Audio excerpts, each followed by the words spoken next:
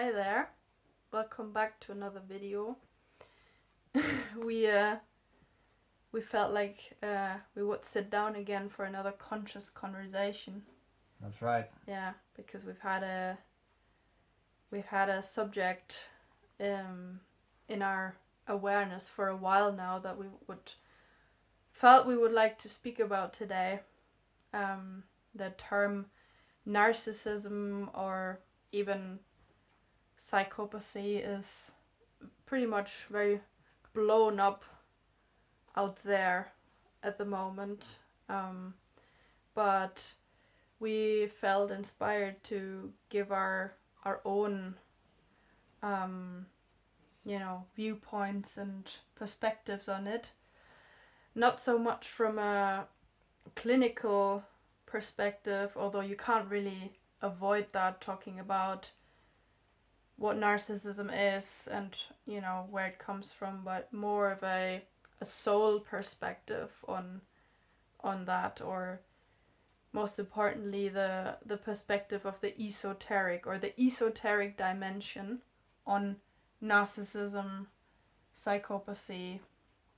Yeah, that was our intention with this video today. Yeah, that's right. I think it's important to touch on the superficial dimension, or superficial, is that the right word? Maybe more the clinical perspective, or like the more psychological layer, to maybe understand what narcissism is on that level. But like Sarah said, what's more interesting for us, and I think what's more relevant for people going through a spiritual awakening process or on any kind of sort of healing path or going through a healing process that maybe goes a bit deeper, that the phenomena of narcissism is important to be understood on that more esoteric plane, because it actually goes quite deep and it has lots to do with the soul, or the non-existence of the soul, and how narcissism and the way it presents itself, classically with little to no empathy, service to self, disconnection from human emotionality in the heart center, has lots to do with the soul and consciousness, and this kind of game that's being played out between light and dark. And I think that we will touch on that as well, and how experiences with narcissists, or in the extreme case psychopaths, is actually fuel for consciousness expansion and evolution, when you can understand really what it is and how you can use these in the moment negative or very destructive experiences to actually propel yourself further in consciousness and connect your soul and empathy even more. I think that's one of the gifts that I can speak of for myself, is that you can become more in touch with yourself, more empathic, more in touch with your feelings and your emotions, and also attract more love, beauty, blissful, joyous experiences in your life through going through something that feels more dark and hellish. Yeah. So, there's many different layers that intersect in this topic that we wanted to talk about. Yeah, maybe it's also worth mentioning that it's not just something that we observe or that we've read about, that it's very important to know that both Ollie and me, we carry with us our own experience with encounters with what we would call narcissists. I think we can both say that we both grew up with narcissistic parents, interestingly, both me and Ollie, and that I feel that on this like psychological level, it is true that it if it's not something that's being made conscious can repeat itself later in life. You know, the light that attracts the moth, so to speak. You know, you're later then more likely to attract narcissistic relationships or something like that. But more importantly, we've also, even though we've been through so much healing and so much uncovering together, we've made experiences together as a couple, encountering people with little to no empathy within our own, you know, path as a couple. We've been co-sharing spaces with only last year with someone where we actually had to get away from, and it's important maybe for the people watching this to know that it's not just something that we've picked up somewhere. It's all uniquely individual. It's all our own experiences also, and therefore giving us these like more esoteric insights, because we've encountered it actually maybe too often in our lives, what it actually is that's happening there with the soul in people like that. So maybe that's a good first thing to start off with, like what's actually going on a soul level. And don't get us wrong, we're not coming from a place of like finger pointing here and like, you know, everyone around us is a narcissist. I don't think that's what we're wanting to do. It's just a very personal, intimate and authentic sharing, also partly of trauma that we've experienced with people like that. And what our learning is or was long term. And it's not like anything to do with blame or, you know, it's the other's fault. No, it's an authentic sharing of, okay, it's not just a psychological concept, it really does exist. Everyone who's been in touch with a person like that, whether it was a co-worker, a partner, or someone you shared a space with, will know that individuals like that can actually do a lot of damage and cause a lot of suffering, you know, especially for the ones who carry a lot of empathy and light. But just to clarify that, it's not our intention to speak from a place of blame, but rather than like a really authentic sharing. And so what would you say to anyone who's curious, what's going on a soul level there when we speak about narcissism, or even in the more extreme case, psychopathy? Obviously, we have this trait of zero empathy, you know, manipulation, self-inflation, you know, everyone knows about these things. But what's the soul dimension? Do you want to speak about that a little bit? I can speak to that to the best of my knowledge, and this is kind of like information and actually personal insight that's come mostly over the past year. Like Sarah mentioned, for both of us, we grew up with narcissistic parents. For me, that was my mum, and for you, that was also your mum as the main protagonist, let's say.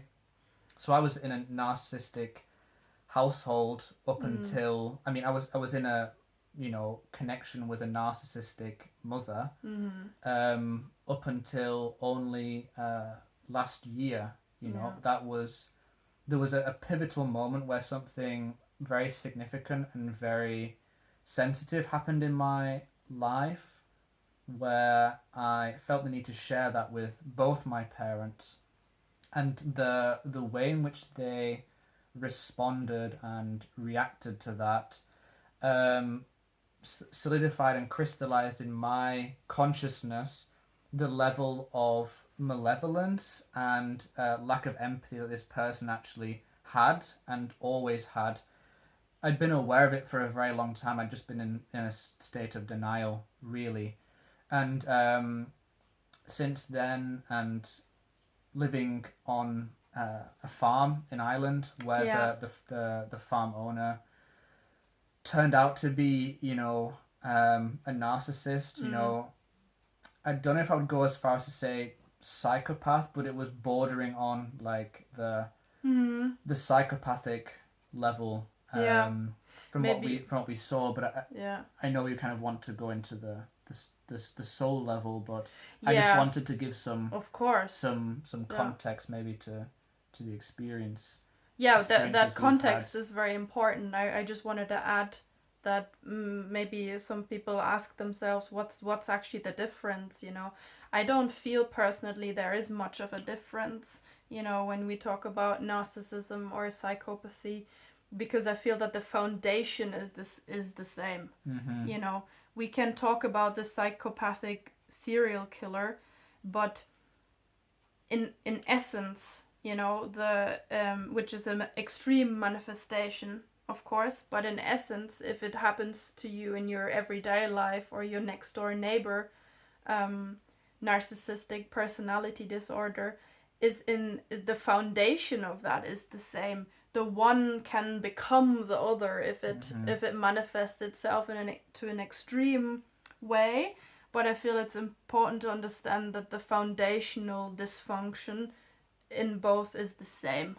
So whether we call it A or B, you know, but you gave a very important context to that. Our very recent experience was in Ireland when we lived on this farm, and it took a while, you know. We lived there for 6 months to actually figure out what is actually going on here, you know. What is this hell we're in, not for us personally, but that this person has created for themselves. It took us around 4, 5 to 6 months to actually really acknowledge to ourselves, hey, this is what's going on here, and we can no longer deny it. And that's maybe also part of the inspiration for this video. But please go ahead. We were at the soul level. Yeah, I think what you said there also leads on to nicely talk about the foundation being the same between narcissists and psychopaths. To me, the psychopath is like the narcissist pushed to the extreme. That's it. Yeah. But the foundation is the same. And what is the foundation? It's actually the lack of connection to spirit. It's the lack of connection to soul. It's the lack of connection, or the non-existence, not the lack, the non-existence of connection to the soul, the human spirit, through the heart center. Yeah. Essentially, these people, through soul loss, and this soul loss can come about via many different ways and means. It can also be as a consequence of trauma. Often you will find narcissists and psychopaths come into existence because of very severe trauma or a very extensive history, like family history of trauma. And this, if not addressed consciously, can lead to this soul loss, either when that person is born. I do believe personally, some people might disagree with me, and of course this is just my intuitive insight and also through my own personal experience, that I believe there are some people that are born without a connection to a soul. There are some people who are born without connection to the heart, that don't have capacity for empathy from the get-go. There are some people who will be born who do have a connection to the soul, but that, it's hanging on by a thread, and all it takes is just one trauma or to be born even into the household of someone who already is a narcissist. Like I know in my ancestral case that my mother, who was a narcissist, was born into a narcissistic household. So my grandmother was also a narcissist. And it's that environment in people who already have that very thin slither of connection to the soul, that kind of abuse from a narcissist who's already here as a human being, for them as a child, can be just what it takes in combination with another trauma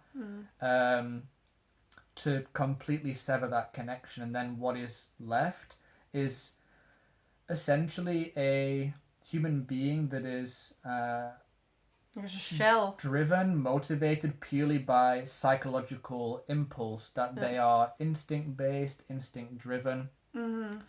There are, you know, the basic like psychological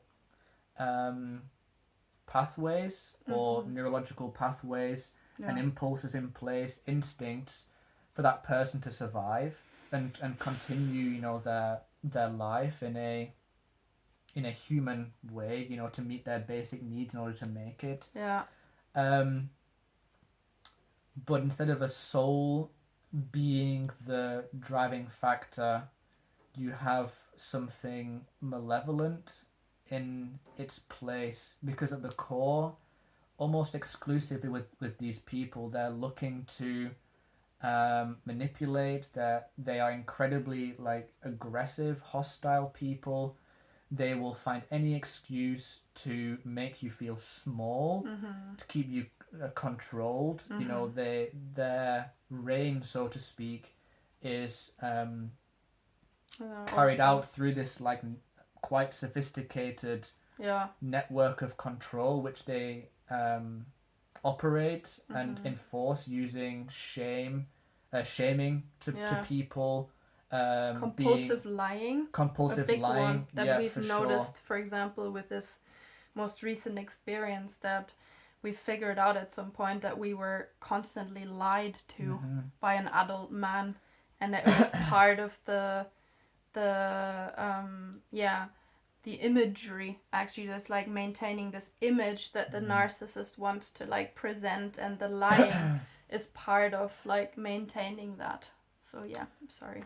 No, it's okay. No, feel free to add anything that you want to at any point. This lying acts for sure as a screen, or the way in which these people are kind of like chameleons, like they're able to change the way in which they project an image of themselves to the world. They're able to convince people who maybe aren't aware enough yet that they are one way when they're completely different. Like I know for my mum, on the surface level, you might think this is a person who's like really caring for her children and will do anything for her children. She'll like, you know, do all these nice things for you and go out of her way for you and take you on trips and holidays and buy you nice things and bake you cakes and you know, things like that. And that she'll always be a person who's smiling and always someone who's positive and you know, someone who also wants to project an image of like innocence, like they're innocent, they could never harm anyone, you know, that there's not a bad bone in them. But you know, in my experience of growing up with this person and taking abuse from them basically for you know over 20 years, I can say without a doubt that's just an elaborate relatively sophisticated psychological front that this narcissistic entity, which we can get onto, what is it that's really at the core, if it's not a soul, if it's just psychology, you know, this entity in her has invested its resource into making this kind of like elaborate kind of like spider web, and creating this image and being, you know, deceptive to actually hide something that's much more malevolent. And you know, for children who are in households like that, you know, you're held captive, you know, like you're really like taken to be a prisoner or some sort of slave, really, to sort of meet the needs of this entity, this demonic force. to meet their energetic demands, essentially they're kind of feeding off you. Yeah, also. that's another when important you get when one. you get close enough to one of these Yeah. people, if you're unfortunate enough to have been in a relationship with a narcissist or been brought up with a narcissistic parent, you're almost constantly depleted. They want to keep you in a state where you're like always anxious, always stressed. You're afraid to express yourself, to have any individual choice. And there's a very dark and malicious reason as to why they do that, because when you're held in these low vibrational states, not only can you not escape their grasp until you're awake enough to see the monster and just cut them out of your life. Yeah. But being in that low frequency state, you're generating a certain energy that, like any other demonic entity, whether that be an astral reptile entity, or a grey, or a tall white, or any other malevolent entity, they really want to keep you in these low frequency states because that's energy for them. Do you have anything you want to so in say? essence, maybe just for our viewers, to understand correctly, is that what we concluded was that through the soul loss that happens in these people, doesn't matter whether they're born like that or whether that happens later on through trauma. The soul loss, in essence, gives way to something else that takes over, which then displays itself to us like these, the narcissism, the psychopathy. But it's actually because the soul has left, something gave way, and something else can come in then that is not of a benevolent nature. You're actually dealing with some kind of entity there. Yeah. I think that's important to understand, that you are really not dealing with something human. It's just this, like you said, this psychological construct, but the energy that drives this person is not the soul. It's this entity that's come in. Yeah. So yeah, just I wanted just to No, that's a great that. summary. Yeah. It's the absence of soul. We have a body, we have a mind, and ordinarily in a normal human being, like you would find like in an animal, the soul inhabits the container or the vessel of the body and the mind. Yeah. And it's that light that dictates our actions. It's that light that dictates what we say, what we do, how we express ourselves in the world. But when there is a crack in the container, and I think that's also an important, maybe more subtle level, is that for something to get in, like for something to get into like a vase or like a sealed container or a vessel of some kind, like a ship, there has to be a crack in the hull, right? And for something to leak, for something to find its way in. And my sense with the narcissist that I've encountered is there is something that is in the energetic field. You can sense it when you're psychic enough, or you're just in touch with your feelings. You can sense that around these people there is something else there that is non-human. The aura, the auric field can start to look a certain way. It can be dull, it can be yellowed, it can be brown, it can be grey. It's not luminous, it's not bright. Right. There can be the complexion of these people often is pasty, see-through.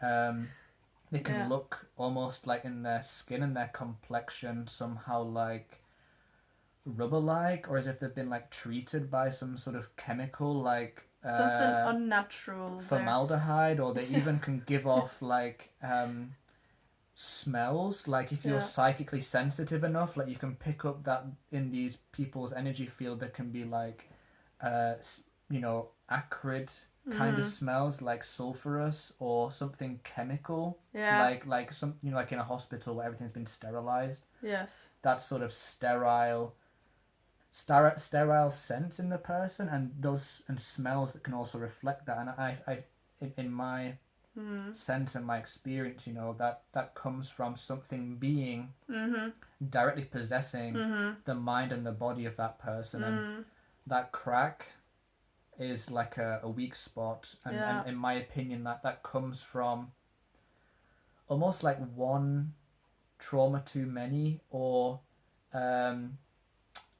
many lifetimes that have led to a significant amount of like degradation of their human spirit. And then it's just something happens, like a repeat trauma in their childhood, or one very significant thing that creates this like final crack or split or rupture, and then the soul or the spirit that was there is left, which leaves them vulnerable to what's in the astral dimension, which are these parasitic entities which then come in. That's a good word, the parasitization,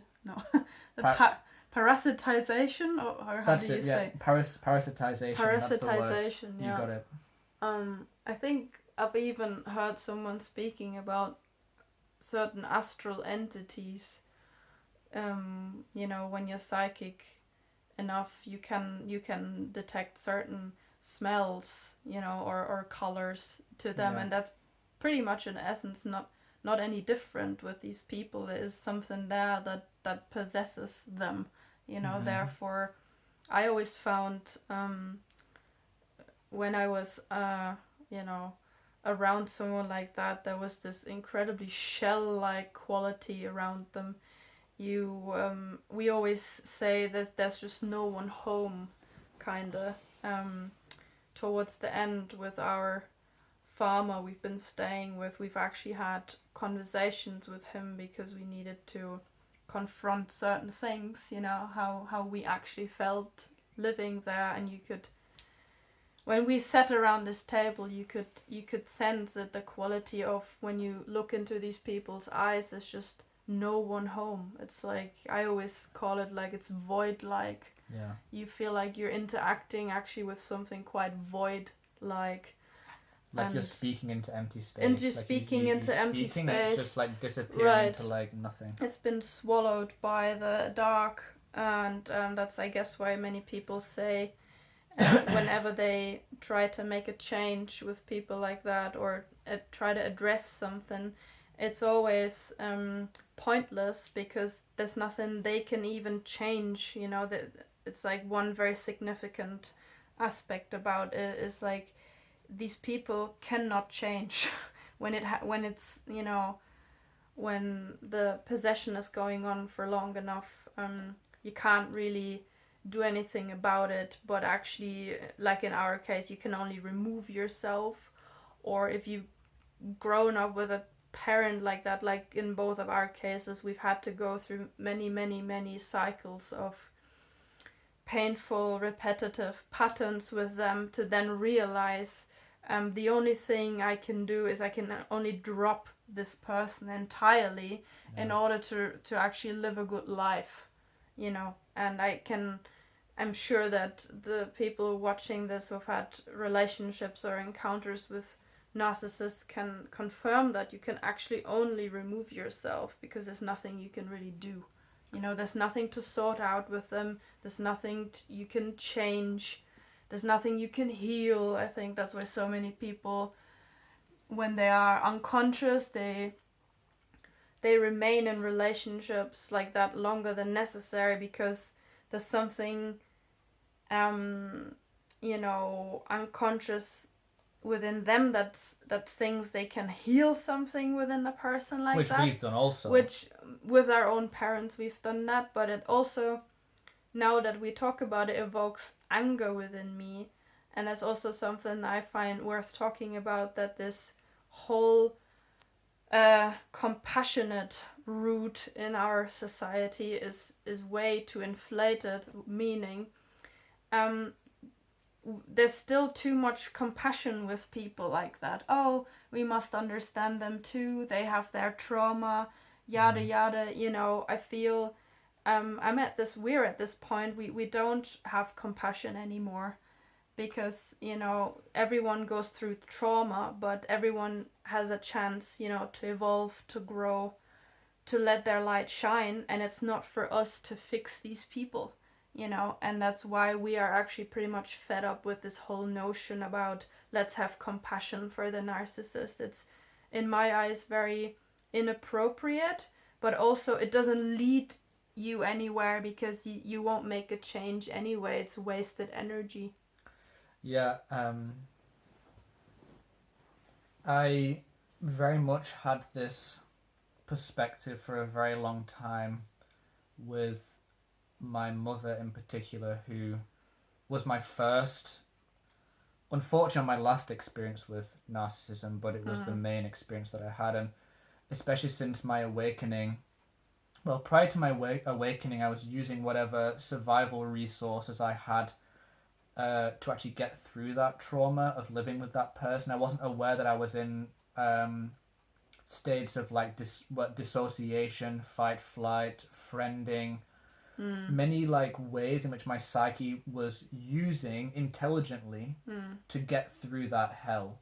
And then once my awakening happened, I had more self-awareness, and I was going through my own sort of healing and transformational journey, and I became aware of these learned coping mechanisms that my brain, my mind developed. So I wasn't engaging them as much when it came to like dealing with her, because I had well, more self-respect and more self-love. But one, I would say, last way in which I was trying to deal with her was trying to like heal her. Like I have this belief, if I am this, super empathic person, or I have the capacity to empathize and to understand my own trauma, then if I can only understand what she's been through, then I'll be able to get through to her and change her in some way, like I'm changing and evolving. Maybe I can help her to change and evolve in some way if I'm just compassionate enough, or if I just show enough, if I'm just patient enough, if I notice these tendencies that she has that still cause pain to me, but just go the route of compassion, then she'll change.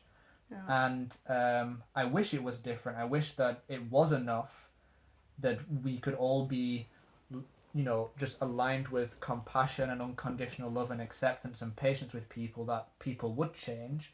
But from what I experienced with her and what I see in the world, this is just not the case. And it's more important that love and compassion be directed towards yourself first and foremost, people that you genuinely love and care about, that actually want the best for you, and withdraw the attention from these people altogether, because in my honest opinion, once something of a demonic quality, which might sound extreme to some people to call like narcissists, like people that we've grown up with in our households, to call them demons is maybe extreme to some people, but to me there is no difference between that and this evil force, which I've talked about in my my two previous videos on my channel, that is in the planet Saturn, and has been causing suffering and trauma to the human race for millennia. There is no difference between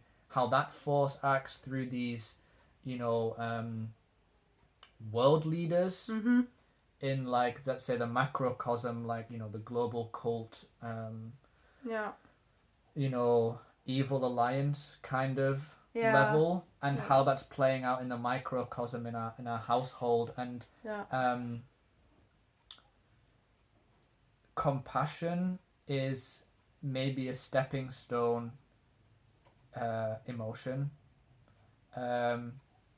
which you need to get in touch with, to then utilize, to turn back on yourself. until you're ready to actually like drop these people altogether, because they also they want you dependent. Like that's part of their game. They manipulate you into believing that you're dependent on them in some way. Like you need that relationship in your life, and that they're deserving of your love and your kindness and compassion. But like Sarah said, it's just going to disappear into a void, and it's a waste of resource, to be honest. Yeah, I found it a very important line you've drawn between the micro and the macrocosmos, that what we experience in our everyday life with our everyday narcissistic neighbor is not any different than what we're experiencing globally. If we were able to change something, then we would live in an obviously different world, Yeah. because the people who think or the entities who think they're running the show here on this planet, they are of the same demonic force on the macrocosmos than on the micro, in these like people in our lives. It's not much different, and the way the system wants to make us feel, people are good when they live in a chronically anxious state, in survival, in self-doubt. That's exactly what the narcissistic partner or mother, makes us feel, so they want you in a small position. Sounds familiar looking at global events, they want you to be in this like small space. And that's also something I find important to, because our radar over the years has like sharpened, our senses have sharpened so much to that I know exactly, how I feel when someone like that enters the room. It's a matter of seconds, minutes, my physiology, my system response, it's also like I find like a somatic thing that happens when you're around a narcissist, that your system will communicate to you that something is off. You don't feel good, you're constantly doubting yourself. I always walked away with feeling smaller, or even ashamed, questioning myself, anxious. That's a big one. The nervous system will feel very anxious around these people when you're around them for long enough, and the feeling that you can't actually win or you can't actually do anything right. That was always a big one for me. Like, no matter what battle I'm in here, I can actually only lose. And that's like, I think for everyone who's been through this, can probably confirm that. And that's not just a personal thing, that's a totally transpersonal experience that, these like global players, they want humanity to feel like, Yeah, I think it's important to say that they may make it feel like you can't win against them, but that's like on their psychological plane. Of course. Because that's the game that they're playing out, and that's the sort of the illusion that they're trying to create, that they have the upper hand, they are immortal, so to speak. Like that's another alongside like the pathological lying and the hostility and manipulation and this general sense of like hollowness and being empty and void like, is that I just totally forgot what I was going to say now. I was like leading somewhere that I'm sure it will come back. I think it was something. It escaped me. You were talking about something and I kind of just like I was like, oh, I've got a great point to say, and then it just led off into... Yeah, I know what it was. Like, I was talking about the battles and how I felt you subjectively feel you can actually only lose with these immortality. People. Immortality. Yes, that was it. They walk around, I know what you're going to say, with this inflated sense of they think they're immortal. That's somehow. It. Exactly. Yes. Yeah, it's like they have this aura or this this complex is probably the better word. This like complex they walk around with, like they're gonna live forever. Like nothing's gonna ever like cut them down. Right. Like I'm more powerful than death. Like Yeah. no matter what life throws at me, I'm gonna overcome it.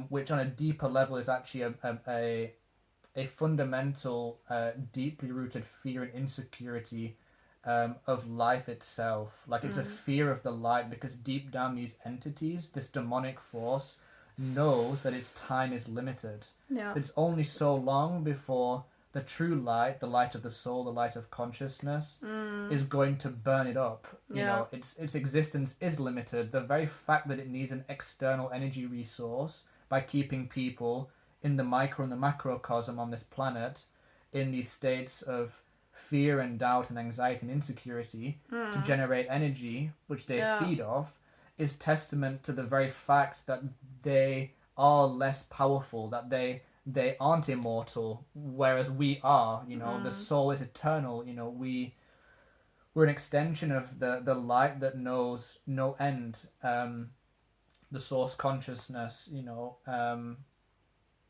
and that's what they fear the most. That's why psychologically they have to also inflate themselves, because they are fundamentally insecure, because they have no real life force energy themselves. And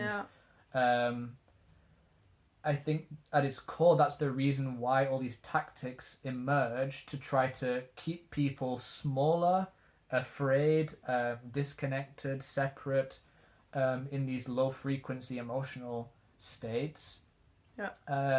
Because they need to find a way to take advantage, because otherwise the game's up. And I think there's a turning point now, especially, where more and more people are talking about this phenomena, talking about narcissism, talking about psychopathy. It's becoming more and more apparent that, like, the people who are supposed to be looking out for the human race and guiding us, whether that being governments or any other corrupt institution, are actually all narcissists and psychopaths possessed by these entities themselves. You know, this is like coming to light, and that's kind of the beginning of the end, really, because once you can see what you're dealing with, you can say no to it. You can say, no, I'm not playing your games. As simple as just like walking away from a situation or an encounter with a person like that, or in a more significant way by refusing to consent your will over to any kind of authority, knowing that it's also this narcissistic, inflated kind of control force, which has actually no power. But they wanna present themselves like they do have powers, because all narcissists at their core are frauds. Also, you know, it's a walking fraud all the time. It's a con. They're all con artists, right. really. They might. Yeah. And I think it's important to acknowledge on the feeling level, like, for me personally, having experienced that hell, I will call it nothing else other than hell, growing up with a narcissistic parent, like, I still, my inner child or my inner children still are terrified, traumatized of people like that, because I know full well the level that these people can go to, you know. I won't speak about it too much here because I don't want to be triggering, but, you know, if you know anything about, SRA or ritual abuse and the very, very dark levels of this global cult, and how they are abusing people and inflicting horrible violence onto people, you know, testimonies from people who've survived that and got out, demonstrate just full well what these people are actually capable of when you get to the proper extremes of, you know, psychopathy and no empathy, no consideration for anything outside of yourself. So there is like a very sensitive emotional dimension to this topic also, like, you know, I'm not... Yeah, and it can be triggering, I don't want to present like, oh, I'm like, I've overcome all narcissists and they can't touch me and stuff. Like, no, my daily experience is one where I still feel residual shame. I still feel lots of terror and anxiety in my nervous system because of what I experienced over all those years. And I'm still going through my healing process. And we become less human if we also deny our vulnerability. And of course, it's not less powerful to also acknowledge that, like, yeah, we feel traumatized by these people. They've made us feel absolutely terrified, and they've tried to step on us. And for sensitive humans who have a heart and empathy and are oriented with love, that's a hard burden to bear. Yeah, it's true. It's not like we're totally at peace with everything every day. I think the main residual emotion that lasts for me is this like zero tolerance rage. Like when you've encountered that many times in your life, this sort of energy possession, then for me it's this like like a zero tolerance and a massive justified anger also. Very much so, yeah. At that.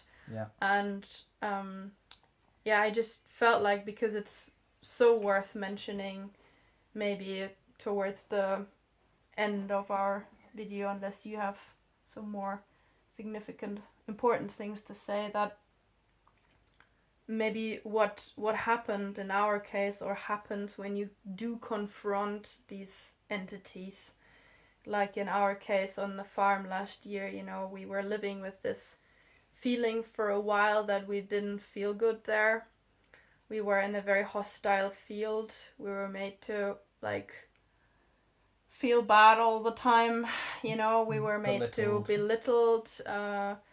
We couldn't do anything right. After a couple of months, I think we knew what we were dealing with, so we decided to confront this person with a sit down and a conversation. How we were being made to feel on a daily basis living there, and how it wouldn't work for us much longer. But what was interesting to observe when you actually confront people like that, I think it had to like fester within him for a day or two. But what then happens is this entity is so terrified of the mirror or the light that you're in that moment,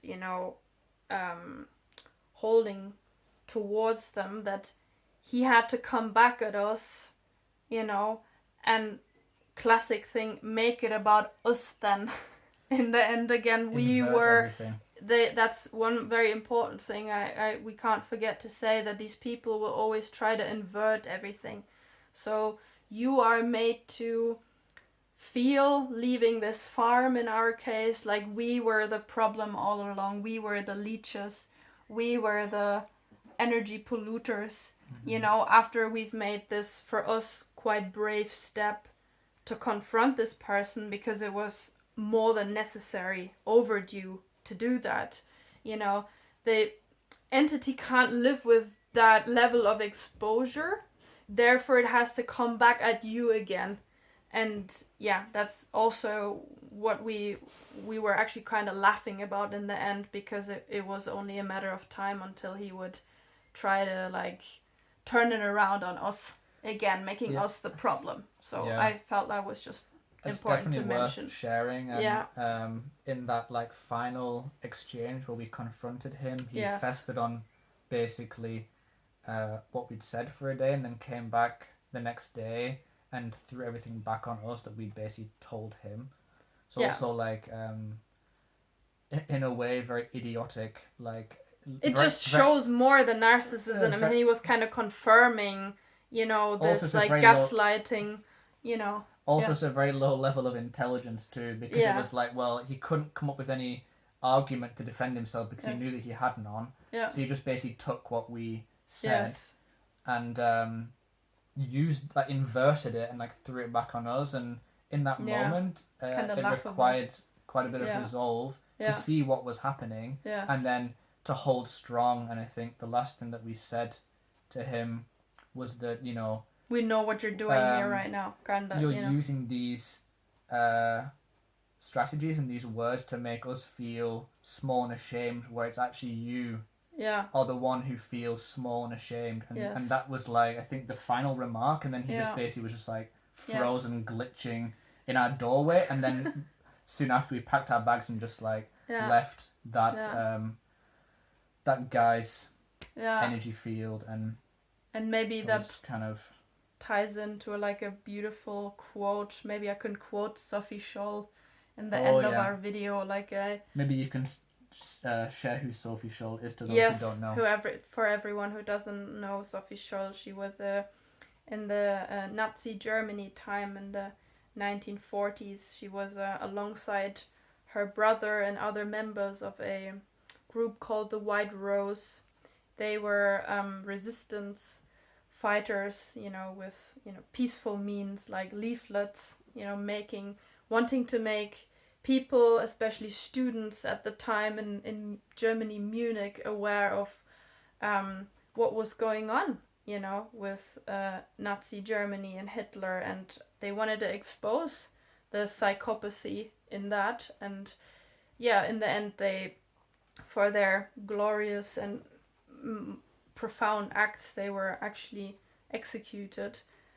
But she said, when they were on trial, she said something that I will always remember. Today, it's you who hang us. Tomorrow you will be hanged. And that's kind of how I feel with entities like that. In making us, you might even destroy our bodies today, because you're so scared of us that you have to get rid of us, with the White Rose's execution. But on an energetic, esoteric level, she's absolutely right when she said, and literally, tomorrow you will be hung, and that will always stick to me somehow, to end it with powerful with Sophie Scholl, quote and story of her, and other light workers. It's something I feel we're being called also as a collective right now to take a stance against this, to speak out against it, to acknowledge the trauma and the vulnerability that also exists there, that have been caused by essentially this demonic force through these possessed people, and to unite together in the microcosm with the people that we love, but also around the world with other people who are also, shining their light on this darkness right now. And, Sophie Scholl is, a great example, because, she met death in a way in which this force could not meet death, because they're terrified of it. She held